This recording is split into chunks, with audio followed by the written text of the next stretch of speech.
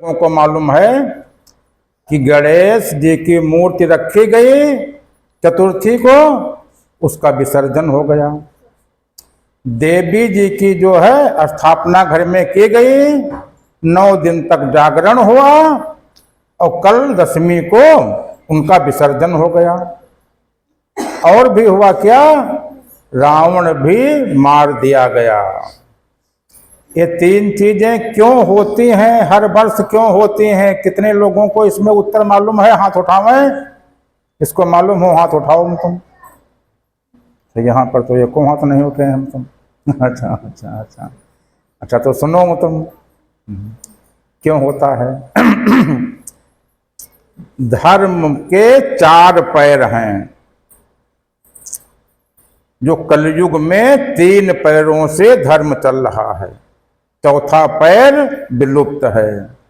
3 पैर कौन कौन है? पहला शरीर, दूसरा मन। मन के 2 हिस्से हैं, एक तो मन है, एक सूरत है, और फिर एक आत्मा। 4 पद हो गए। और शरीर में इंद्रियों से जो भक्ति होती है उसको सगुण भक्ति कहते हैं। जो शरीर के अंदर में हम लोग साधना करते हैं, ध्यान किया, कान बंद के अनहद नाद सुने, सुरत शब्द योग किए, ये निर्गुण भक्ति हो गई। तो शरीर के अंदर की भक्ति निर्गुण भक्ति, शरीर के बाहर की भक्ति सर्वगुण भक्ति। और एक पद जो चौथा पद है आत्मा वाला, वो न शरीर के अंदर है न शरीर के बाहर है, उसको कहते हैं। आप लोग निराकार, साकार या निर्गुण सरगुण तो जानते सब लोग हो, लेकिन अपरोक्ष को नहीं जानते हो। अपरोक्ष क्या है? न वो शरीर के अंदर है न शरीर के बाहर है। उसी को तो खोजना है तुम, उसी को खोजना है तुम, चौथा पद तुम। और वो कब खोजोगे? जब इन 3 पदों को छोड़ दोगे तब। जैसे पहले गणेश जी का मूलाधार चक्र, सबसे नीचे पृथ्वी तत्व, पृथ्वी तत्व जो है वो गणेश जी, पहले उनकी पूजा हुई, फिर उनको छोड़ दिया गया। कान बंद करते हैं तो उसमें 9 स्थान हैं। कौन कौन? सहस्रदल कंवल, त्रिकुटी जो 10वां द्वार है, उसके 2 हिस्से, शून्य, महाशून्य, भंवर गुफा, सत्यलोक, अलख, अगम, अनामी, 9 हिस्से हो गए। तो जो इन कान बंद करते हो, जो इनमें से आवाज हमको सुनाएगी, हम आवाज सुनते हैं, वही देवियां 9 हैं, वही 9 देवियां हैं। तो इन सबको देवी का भी विसर्जन हो गया, गणेश जी का भी विसर्जन हो गया, पहला पद भी छूट गया और श्रुत वाला भी पद विसर्जित हो गया और मन वाला पद रावण मार दिया गया। तीनों पद हमको छोड़ना है, इनको पकड़ना नहीं है, इन तीनों को छोड़ना है। हर वर्ष सबको दिखाया जाता है। और ये जो 3 पैर हैं, इनकी थोड़ी कहानी सुन लो। क्या? यही 3 पगों में भगवान ने 3 लोक नाप लिए थे। यही 3 लोक हैं। 3 पैर में लोक त्रय नाप लियो भगवान, और नाव बिना व्याकुल खड़े सो ये कृपा निधान। जो 3 पैर में 3 लोक नाप लिए। अगस्त ऋषि 3 अंजुलि में समुद्र पी गए। यही 3 पद, यही समुद्र हैं। 3 अंजुलि में इन तीनों को वो पी गए, अगस्त ऋषि। तो हो गायत्री, त्रिपदा गायत्री सुने होंगे, उसके 3 पैर हैं। और क्या है? जब महाभारत हुई तो 3 व्यूह बन गए, चक्र व्यूह, कमल व्यूह, पद्म व्यूह। इन तीनों को भेद करके पार निकलना है, उसके अंदर नहीं है। और आप लोगों को उसके अंदर घुसना मालूम है, उससे बाहर निकलना नहीं मालूम है। यही अभिमन्यु के साथ में हुआ था, मार दिया गया अभिमन्यु, भीतर चला गया, बाहर निकलने की शिक्षा उसको मिली नहीं थी। तो अब जैसे तुम कहोगे हम अंदर कहां जाते हैं, जो ध्यान करते हो तो मन के अंदर में, कमल व्यूह के अंदर में प्रवेश करते हुए चले जाते हो, उससे निकलने का ढंग मालूम ही नहीं। कान बंद के अनहद नाद सुने, पदम व्यूह के अंदर में घुसते चले गए, निकलने का ढंग मालूम ही नहीं तुम। इन सबको छोड़ करके बाहर निकलना है, सबको छोड़ करके बाहर निकलना है। तो बाहर निकलने से लाभ क्या होगा? लाभ ये होगा कि जो तुम हो, कौन थे, क्या हो गए और क्या हो गए अभी, आओ विचारें आज मिल करके समस्याएं सभी। तुम कौन थे, यहां आकर के कौन हो गए हैं, और तुम कौन होगे आगे। तीन चीजें हैं। कौन थे, याद करो, तुम परमात्मा के साथ में समुद्र थे, बूंद नहीं थे, वहां से आकर के यहां बूंद बन गए। परमात्मा अतत्व है, वो तत्वों का नहीं बना है, यहां तुम तत्व बन गए, तत्व बन गए। तत्व बने नहीं हो, क्योंकि ईश्वर अंश, जीव अविनाशी और चेतन अमल सहज सुख राशि है। जीव अमल कि उसके ऊपर कोई खोल नहीं चढ़ सकता है, कोई खोल नहीं चढ़ सकता है, कोई कुछ असर उसके ऊपर नहीं हो सकता है। लेकिन यहां जो है आकर के उस संगत में पढ़ करके, और तुम ये मान रहे हो कि हमारे ऊपर सब खोल चढ़ गया है। और हम जो है, एक कहानी तुम लोगों को पहले सुनाई गई थी कि शेर का बच्चा बकरियों के झुंड में, भेड़ों के झुंड में, एक गडरिया एक जंगल में भेड़ चराने के लिए गया, और वहां शेर का एक बच्चा था, वो उधर टहल रहा था, भेड़ें उधर से निकली, वो उनके साथ में हो लिया, वो चल दिया, वो चला आया। अब भेड़ों के साथ में वो रोज चरता था, रोज घास चरे, नदी में पानी पीने के लिए जा, साथ में पानी पिए, भेड़ बोले भे, वो भी करे भे। तो वो बड़ा हो गया। एक दिन जंगल में सब भेड़ें चरने के लिए गई थी, उधर से शेर आ गया, और जैसे शेर दहाड़ा सब भेड़ें भाग गई। ये बच्चा वहीं पे जरा थोड़ी देर के लिए रुका रहा। शेर आया और उसको डांटा, तो वो उस शेर के बच्चे ने कहा भे, कहा अरे तुम शेर के बच्चे हो, तुम यहाँ पे भे भे कर रहे हो। तो वो कहा नहीं, हम शेर नहीं हैं, हम तो बकरी हैं, बकरी हैं। भे, खतरो उधर नदी में पानी में परछाई देखो, हमारी परछाई देखो, अपनी परछाई देखो। तो देखा, कहा जैसे हम हैं वैसे तुम हो, कहा हाँ हैं। तो कहा, वो जोर से दहाड़ा, कैसे दहाड़ो, वो भी दहाड़ा। उस दिन वो जान पाया कि हम शेर थे, लेकिन बकरी के झुंड में पड़ करके हम बकरी बन गए थे। ऐसे ही तुम उस ईश्वर का अंश, जीव अविनाशी, चेतन अमल सहज सुख राशि, तुम्हारे ऊपर न कोई खोल न कोई कुछ असर हो सकते नहीं है। लेकिन असर ये है कैसे? एक कहानी तुम लोगों को पहले सुनाई गई थी कि एक धोबी का गधा जो था, उसके ऊपर वो सब कपड़े लाद करके घाट के ऊपर धुलने के लिए ले जाते थे, और वहां से लावे, और जहां खूंटा था, खूंटा के पास में करके और ऐसे ऐसे कर दे, गधा जाने कि हम रस्सी से बंधे हैं, रस्सी से बंधे हैं। अब वो वहीं पे खड़ा है, टस मस, इधर से उधर नहीं हट रहा है। जब उसको ले जाना होता था, उल्टा हाथ घुमा दे, गधा जाने कि अब हम खुल गए, साथ में चल दे तुम। तो ऐसे ही तुम कहीं बंधे नहीं हो। तुम सोचते हो कि हम जो है बंधे पड़े हैं, हम फंसे पड़े हैं, हम व्यूहों में फंसे पड़े हैं। तो करना क्या है कि सरगुण की सेवा करो। सरगुण की पूजा में सेवा की जाती है। क्या सेवा?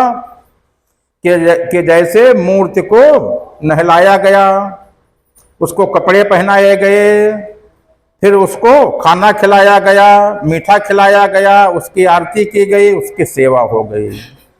तो सरगुण की सेवा करो, निर्गुण का करो ध्यान। निर्गुण का ध्यान किया जाता है। वहां पर शरीर के अंदर में वो कैसे मतलब नहलाओगे, कैसे धुलाओगे, कैसे कपड़े पहनाओगे, मतलब सरगुण की सेवा करो, निर्गुण का करो ध्यान। और क्या है? सन्मुख हो अपरोक्ष के, पावो पद निर्वाण। अपरोक्ष तुमको चाहिए तो उसके केवल सन्मुख होना है। सेवा करने से नहीं, पूजा करने से नहीं, ध्यान करने से नहीं, भजन करने से नहीं, अपरोक्ष तुमको नहीं मिलेगा। उसके केवल सन्मुख होना है।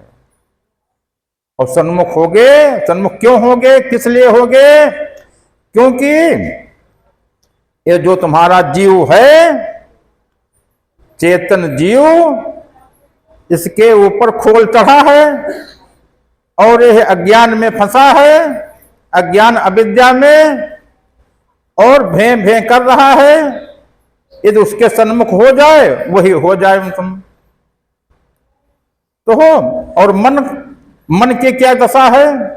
मन जो है वो कुमति है, सुमति है नहीं। मन की मति और गति दोनों निम्न हो गई हैं। इसलिए मन भी कौवा हो गया है, कागा है, अभी हंस नहीं बना है। मन जब उसके सामने होगा, मति गति दोनों जो है बदल जाएंगे, जीव बदल जाएगा मतलब। तो इसलिए हमको उसको चौथे पद को खोजना है। जिन खोजा तिन पाइया, गहरे पानी पैठ, मैं बपुरा ढूंढन चला रहा किनारे बैठ। खोजना जिसको है, हम जानते नहीं कि हमको खोजना किसको है। कहानी तो सुनी, महाभारत की कहानी, गीता की कहानी, क्या सुना? दुर्योधन खोजने गए थे और अर्जुन खोजने गए थे। दुर्योधन ने कहा कि हमको तुम्हारी नारायणी सेना चाहिए। क्यों चाहिए? कृष्ण ने कह दिया था कि देखो हम कुछ करेंगे नहीं, हम कुछ करेंगे नहीं, यदि हमको लेना हो तो हमको ले लो। एक लोग हमारी नारायणी सेना ले लो, एक लोग हमको ले लो। तो अर्जुन ने कहा कि नहीं, हमको कृष्ण चाहिए। उन्होंने सेना नहीं मांगी। ये जो 3 पद हैं, ये सेना है, नारायणी सेना है। 33 कोट देवता लेना हो तो ले लो, नारायणी सेना ले लो। और जो सबका मालिक एक है, कृष्ण को ले लो। गीता में बताया गया तुम्हारी आत्मा ही कृष्ण है, आत्मा ही कृष्ण है, वही राम है। और राम को लेने से और फायदा क्या होगा? पहले और जान लो, सीता ने स्वयंवर में राम को ही चुना और किसी को नहीं चुना। क्यों नहीं चुना? क्योंकि वो जानती थी कि और कोई धनुहा तोड़ नहीं पाएगा। देश देश के भूपति नाना सब आ गए और उस धनुहा को तोड़ने के लिए सब जो है भूप सहस 10 एकई 12 लगे उठावन टरे नटारा। सब धनुहा तोड़ने के लिए सब उसमें ताकत लगाने लगे। सहस 10 इतने राजा एक बार में जो है सब उसमें ताकत लगाने लगे। वो टस से मस्त नहीं हुआ धनुहा। सीता जी कैसे चुनती? तो क्या करेंगे मतलब जो है 10,000 राजाओं को लेकर के मतलब भूप सहस 10 एकई 12 लगे उठावन टरे नकारा और छुवती टूट रघुपति न दोषु। जैसे उन्होंने छुआ तो छूते ही टूट गया, उनको तोड़ना पड़ा ही नहीं। ये धनुआ क्या था, कहां से आया था? धनुआ कैसा था? धनुहा जब बरसात के महीने में इंद्रधनुष निकलता है, उसमें 7 रंग के प्रकाश होते हैं। वही इंद्रधनुष, यही शिव का धनुहा है। शिव क्या है? जो तुम्हारे अंदर आंख बंद करते हो प्रकाश दिखता है, यही शिव है। 7 रंगों के प्रकाश से धनुहा बना था। ये प्रकाश कहां से आया था? ब्रह्मलोक से। शिव ब्रह्मलोक में है, वहां पे केवल 3 देवता हैं, ब्रह्मा विष्णु महेश, 3 देवता हैं। तो ये शिव जी का धनुहा था। इसको किसी की हिम्मत तोड़ने की नहीं थी। जो तुम ध्यान करते हो, कहते हो कि ध्यान से यह प्रकाश पार कर लेंगे, यह प्रकाश पार कर लेते हैं, एक वो प्रकाश नहीं पार होते हैं। यदि राम को जान लो, तुरंत ये 7 प्रकाश, धनुहा टूट जाएगा, 7 प्रकाश सब पार हो जाएंगे। छुवत टूट रघुपति न दोषु। तो हम राम को क्यों चुने? राम को जो है चुनने से फायदा क्या है? कृष्ण को चुनने से फायदा क्या है? कृष्ण के बारे में तो जानते हो कि अर्जुन की विजय हुई थी, और राम की सकल विघ्न व्यापै नहीं तेहि, और राम सुकृपा बिलोकै जेहि। कोई विघ्न बाधा तुम्हारे ऊपर व्याप नहीं सकती है, किसी का असर नहीं हो सकता है यदि राम को जान लो। यदि राम को जान लो, वही चौथा पद अभी प्रार्थना हुई थी, 3 छोड़ चौथा पद दीना, सत्य नाम सतगुरु गति चीन्हा। यदि उस राम को जान लो तो सकल विघ्न व्यापै नहीं तेहि, राम सुकृपा बिलोकै जेहि। कोई उसके ऊपर विघ्न बाधा नहीं आ सकता है। और जो यही सर में मज्जन करई, जो उसमें नहा ले, यदि जिसका मन उसमें नहा ले, महाघोर त्रय ताप न जरहि। उसके ऊपर दैविक दैहिक भौतिक ताप का कोई असर कभी हो ही नहीं सकता है। तो 3 तापों से भी बच जाओगे, कोई विघ्न भी नहीं आएगा। और क्या होगा? हम जब छोटे थे तब सोचते थे कि हमको कोई ऐसा पावर मिल जाए कि जितना हम मन में सोचते जाएं उतना सब पूरा होता चला जाए। हम जब छोटे थे तब सोचते थे। वो कैसे होगा? जैसे राम को जानोगे, जैसे तुम्हारा मन राम के सन्मुख होगा, क्या हो जाएगा? तब जो इच्छा करे हो मन माही, राम कृपा कछु दुर्लभ नाही। जितना तुम सोच पाओ उतना सोचो, ऊंची सोच, जितना उड़ पाओ उतना उड़ो, जितना सोच पाओ उतना सोचो, सब पूरा होता चला जाएगा।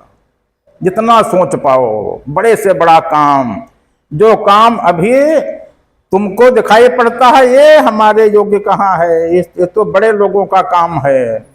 अभी सोचते हो यह काम कहाँ, हम तो छोटे लोग हैं। अरे ईश्वर के अंश, जिसका पिता वो परमात्मा हो, वो छोटा है किसी से? अपने को छोटा कर रहे हो तुम। तो जो हो इच्छा करी हो मन माही, राम कृपा कछु दुर्लभ नाही। तो और राम की कृपा क्या है? वो जो धार उसकी प्रकट होती है, उसकी धार प्रकट हो जाएगी, वो धार ही कृपा है और कुछ कृपा नहीं है।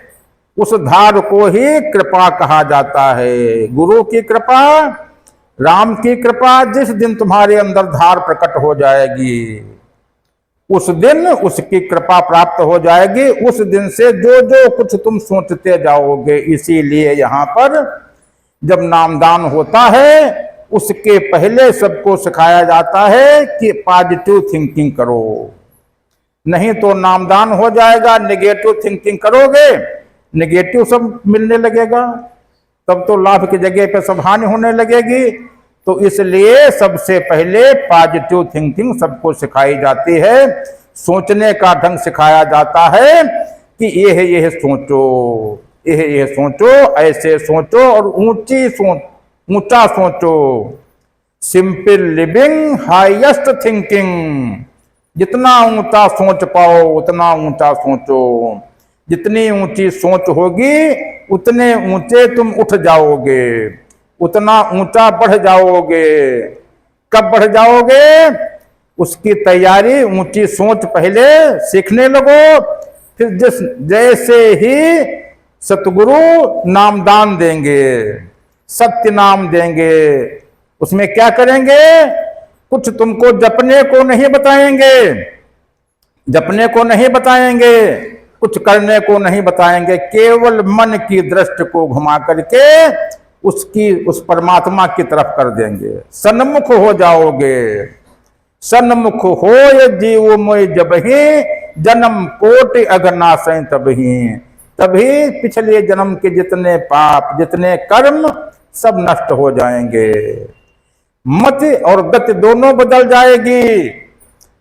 चाहे मंदमति हो, चाहे कुमति हो,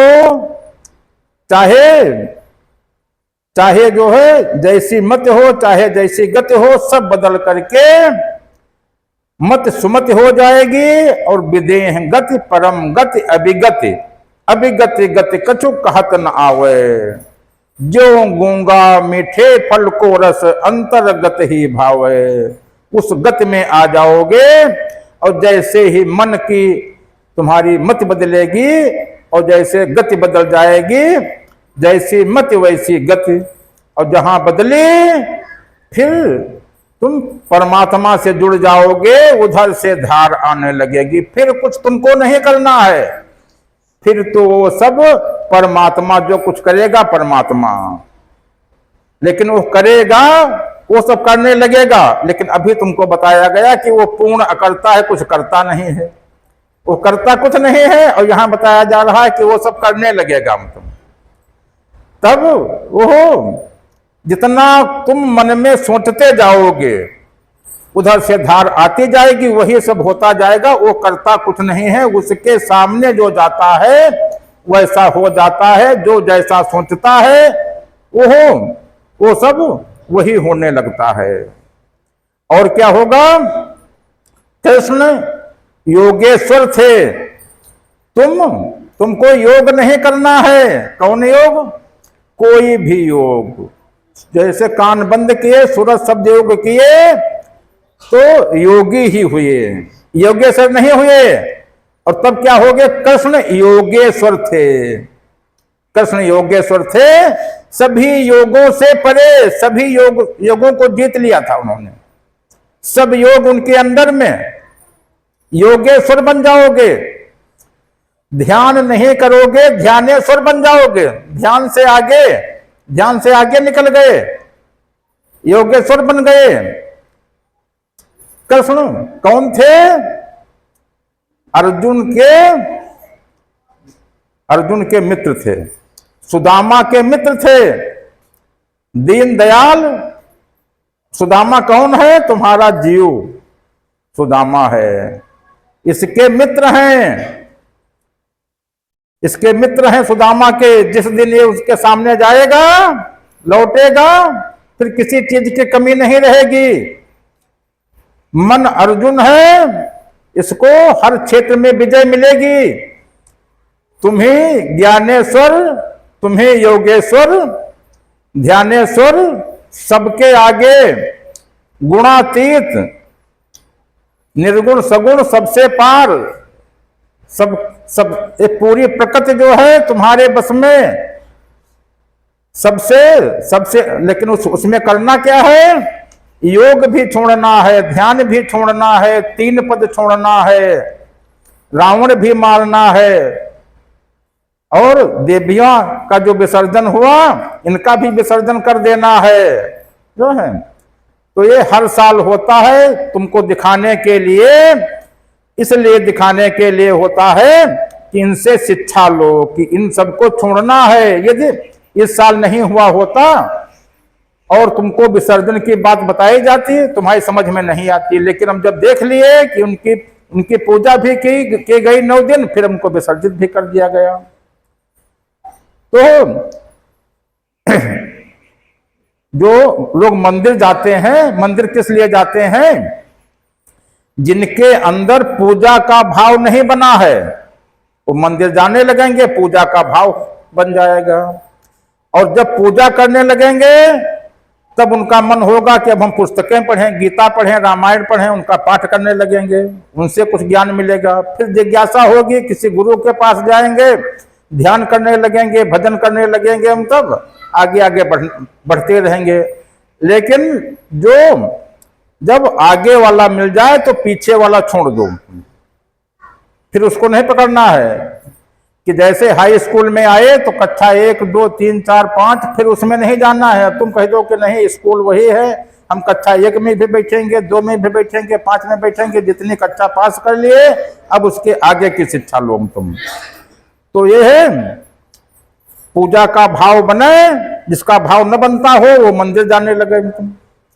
और जब पूजा का भाव बन गया तो फिर पूजा सगुण पूजा करने लगो, सेवा करने लगो, मतलब मूर्ति की, मतलब फिर जो है। और जब भाव बन जाए, जिज्ञासा उठ जाए तो ध्यान करने लगो अंदर में, मतलब योग करने लगो। और जब जिज्ञासा उठे तो कोई गुरु ढूंढ लो, नामदान ले लो, फिर उस नाम को जान लो। फिर और जब जिज्ञासा उठे तो सतगुरु ढूंढ लो और परम पद जो है उसको प्राप्त कर लो, मतलब। तो आखिरी मंजिल क्या है? निर्वाण पद। वही राम है, वही कृष्ण है, वही राम है, वही कृष्ण है, उसको पाना है। और जीव और मन दोनों की मति और मन की मति और गति बदलना है। मन को कौवा से हंस होना है। कैसे होगा? केवल उसके सन्मुख होना है, मन की धार। और सन्मुख होने के लिए हमको करना क्या क्या है? गीता में बताया गया कि अनन्य हो। अनन्याश्चिन्तयन्तो माम यो जना परुपास्ते तेषां नित्याभियुक्तानां योगक्षेमं वहाम्यहम्। अनन्य हो। अनन्य माने क्या? सबको छोड़ दो। सर्वधर्म परित्याग मामेकं शरणं व्रज। सभी धर्म छोड़ो। सभी धर्म कौन? शरीर का धर्म, मन का धर्म, सुरत का धर्म। धर्म के 3 पैर बताए गए, उन तीनों को छोड़ दो, परम धर्म में आ जाओ। परम धर्म जो है आत्मा का धर्म, इसको परम धर्म कहते हैं। सब कुछ छोड़ करके केवल उसकी शरणागत होना है। उसकी शरणागत हो, फिर उसके सन्मुख होना है। सन्मुख कैसे हो गए? सन्मुख होने के लिए क्या है? तन थिर, मन थिर, सुरत थिर, निरत भी यदि थिर हो। इतनी चीजों को थिर करना है, शून्य करना है। तन थिर, मन थिर, सुरत थिर, निरत भी यदि थिर हो। इतनी चीजों को यदि स्थिर हो जाए तो क्या है? सन्मुख मन हो आत्म के। मन जो है आत्मा के सन्मुख हो जाए। जीव जो है जीव से आत्मा बन जाए। जो भी बताया गया था कि हम कौन थे, क्या बन गए और क्या होंगे अभी। आओ विचारें आज मिलकर के समस्याएं सभी। तुम कौन थे वहां पर जो परमात्मा के साथ में थे, यहां पर आकर के कौन बन गए, और अभी तुमको क्या बनना है, क्या आगे होना है, इसके बारे में सोचना है तुमको कि हम भी आत्मा बन जाएं। कैसे बनेंगे? केवल उसके सन्मुख हो जाएं। सन्मुख होने के लिए क्या है? सब कुछ हमको छोड़ देना है, 3 पद छोड़ देना है, और फिर केवल उसकी शरण में जाना है। शरणागत हो और सन्मुख उसके हो जाएं। कैसे होंगे? मन हमारा शून्य हो जाए। 3 पदों को शून्य करना है। 3 पदों को शून्य करना है। तो तन थिर, मन थिर, सुरत थिर। सुरत क्या है? कान बंद करते हैं जो अनहद नाद सुनते हैं। और निरत क्या है? आंख मूंदे अंदर प्रकाश देख रहे हैं। प्रकाश भी थिर हो जाए, सम हो जाए, प्रकाश भी शून्य हो जाए, अनहद नाद भी शून्य हो जाए, जो हमारे मन में विचार चल रहे हैं वो भी शून्य हो जाए, तो तन थिर, इंद्रियां हमारी सब अंतर्मुखी हो जाएं। हम ध्यान क्यों करते हैं? इंद्रियों को अंतर्मुखी करने के लिए। कैसे अंतर्मुखी होती हैं? हमारी आंखें सब बाहर देख रही हैं, बाहर देख करके और खूब खुश हो रही हैं, तो इनको अंतर में मोड़ा गया, अंदर प्रकाश देखने लगी, बाहर के स्थान पे अंदर प्रकाश देखने लगी, थिर होने लगी, सभी इंद्रियां थिर हो जाएंगी। मन में विचार आते हैं, मन को शून्य कैसे करोगे? हम बैठ गए, आंखें चाहे बंद करो चाहे आंखें न बंद करो, जो मन में विचार आते हैं तो न 1 मिनट आगे की बात सोचो, न 1 मिनट पीछे की बात सोचो, वर्तमान में मन को ठहरा दो, मन को वर्तमान में ठहरा दो। जैसे मन वर्तमान में ठहरेगा, मन थिर हो जाएगा। तो ये प्रैक्टिस रोज करो। सूरत क्या है? हम यहां बैठे हैं, चौराहा पर पहुंच गए, घूम रहे चौराहे पर, इसको यहीं पर रोको, इसको दौड़ना नहीं है, इसको ठहरना है। तो बहुत दिन तक खूब दौड़े, दौड़त दौड़त दौड़िया जहां लगी मन की दौड़, और दौड़ दौड़ मन थिर हुआ, वस्तु ठौर की ठौर। तो वस्तु कहीं खोजे कहीं, कैसे आवे हाथ, कहा कबीर तब पाइए जब भेदी लीजिए साथ। कि जहां वस्तु है वहां खोज नहीं रहे हो, यदि वहां पे खोजो तुरंत वस्तु मिल जाए तुम। तो पहले ये जाने कि हमको खोजना क्या है, किस वस्तु को खोजना है। यदि देवी देवताओं को खोजना है तो दूसरे पद में खोजो, मन में खोजो, 33 कोट देवता मिल जाएंगे। ब्रह्मा विष्णु महेश को खोजना है, तीसरे पद में खोजो, श्रुत में खोजो, मिल जाएंगे तुम। यदि तुमको आत्मा परमात्मा या कृष्ण या राम को खोजना है तो चौथा पद है, वही निर्वाण पद है, वही तुम्हारा काम उसी से बनना है और किसी से काम नहीं बनेगा।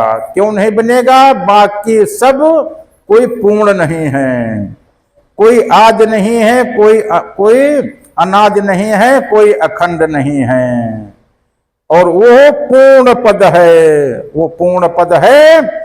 और जैसे उसमें कोई परिवर्तन नहीं होता है, वो अचल है, वो अकेला अद्वैत है। हमको क्यों नहीं मिल रहा है? क्योंकि जो हम खोजते हैं हम द्वैत में खोजते हैं, हम द्वैत में खोजते हैं जहां दो हैं, जहां राम सीता हैं, शंकर पार्वती हैं, कृष्ण और रुक्मिणी हैं, वहां पे हम खोज रहे हैं, वहां पर नहीं मिलेगा। वो जहां अकेला अद्वैत पद है, वो एक है, वहां पर दो नहीं है, वहां खोजे वहां पर मिलेगा। तो द्वैत से अद्वैत में हमको आना है। तो जब नामदान होता है तब तुमको कुछ करने को नहीं बताया जाएगा, केवल दृष्टि तुम्हारी पलट करके, जैसे ही दृष्टि पलटेगी उस परमात्मा के सन्मुख होगे। और क्या है? उलट पलट लंका कपि जारी, कूद परो कपि सिंधु मझारी। तो जैसे ही पूरी लंका जल जाएगी, निशाचर सब नष्ट हो जाएंगे, और वो परमात्मा मिल जाएगा।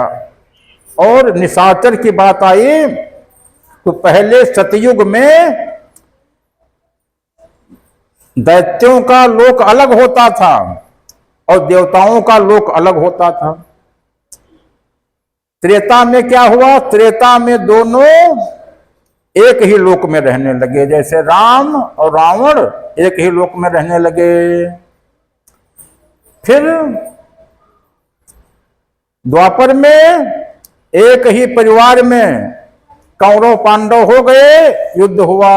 और कलयुग में क्या है? एक ही शरीर में देवता और दैत्य जो है रह रहे हैं।